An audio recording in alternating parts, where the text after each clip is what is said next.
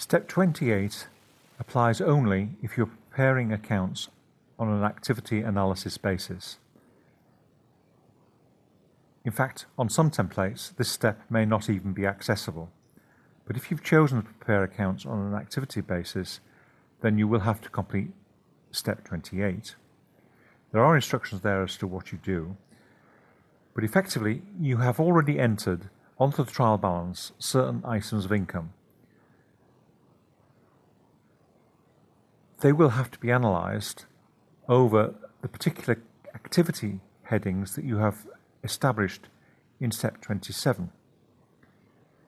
So in the trial balance, you may well have entered against ticket sales £5,000 of income with a comparative figure of £4,000.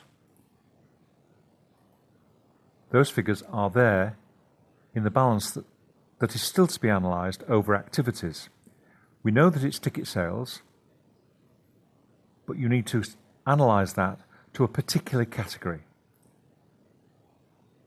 In fact, in this case, it's probably always going to be £5,000 into theatre and bar takings, but it could well be split over different activities so that the total of the blue cells cancels out the total in the yellow cell, so that the balance still to be analysed is nil. So then we have the trial balance element that will appear in ticket sales in the accounts, but it will be allocated to the activity of theatre and bar takings. Section A of this step relates to charitable income by charitable activity in order to comply with the SORP.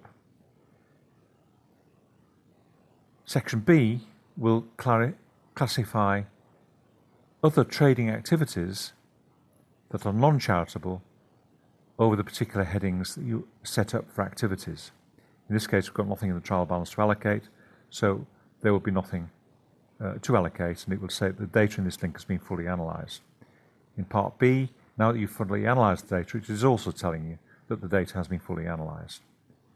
So when you've completed this step, you enter yes to indicate the step has been completed, and that is the end of this step.